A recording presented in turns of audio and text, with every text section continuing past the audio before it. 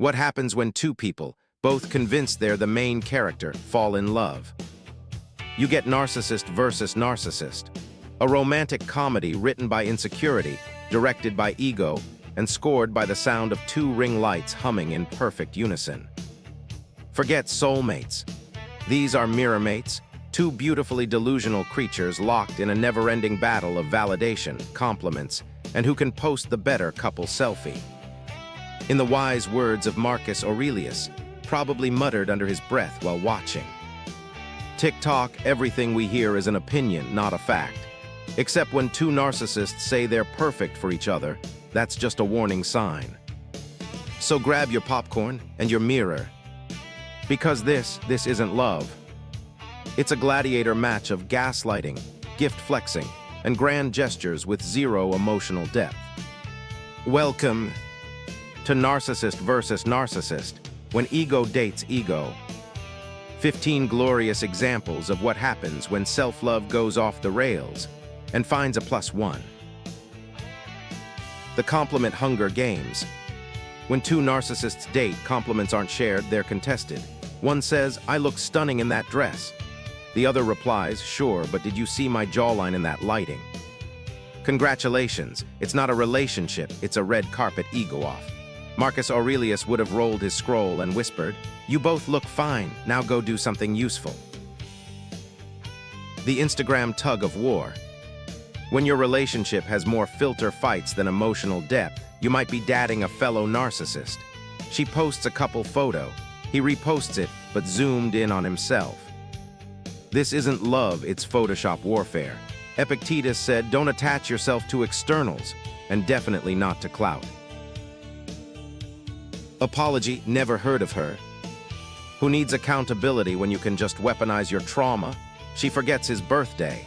He forgets to care.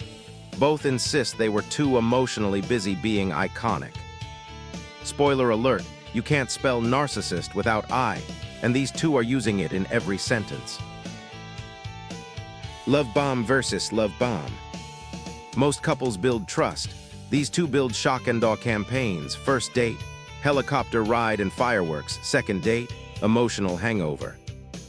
As Seneca said, true love is quiet, but this love, loud, sparkly, and totally unsustainable. Jealous of the mirror. Imagine both partners fighting over who gets more mirror time. That's not a metaphor, that's Tuesday night. They don't need each other, they need better lighting.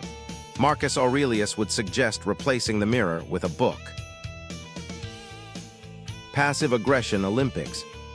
When narcissists fight, it's not with fists, it's with loaded silence and Instagram quotes about protecting your peace.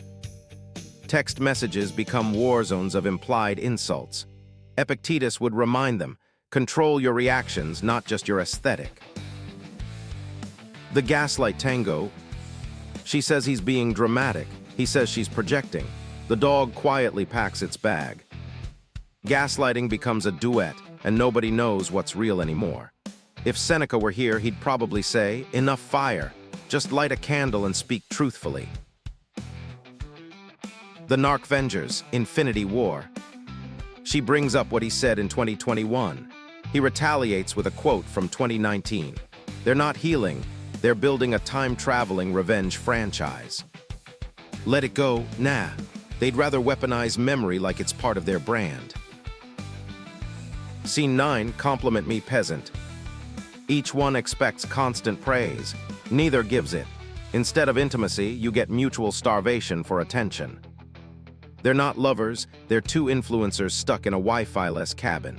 Marcus would say, if you want admiration, do something admirable like being kind. They emotionally cheat on themselves. They don't fantasize about others. They fantasize about people fantasizing about them.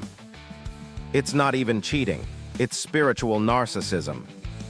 Seneca once wrote about the virtue of restraint. These two skipped that chapter and went straight to the highlight reel.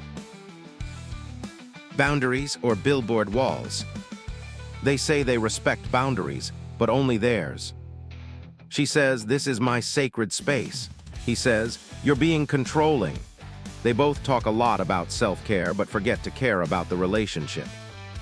Welcome to the emotional escape room, where the only thing being respected is ego.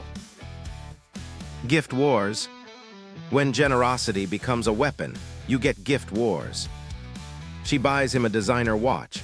He counters with a luxury car. It's not love, it's one-upmanship with gift receipts. And when the relationship dies, so does the warranty. The Trauma Olympics. Narcissist relationships love one thing, the Trauma Olympics.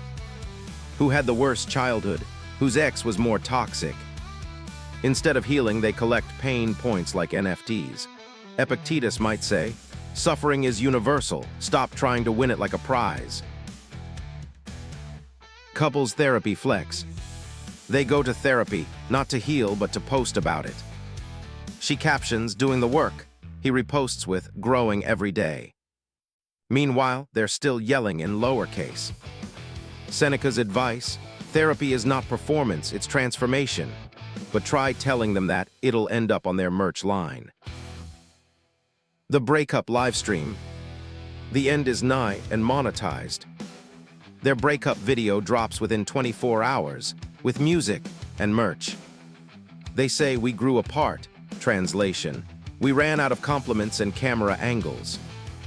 Marcus would have whispered, dignity dies when your closure has a sponsor. When two narcissists fall in love, it's not a romance, it's a clash of brands.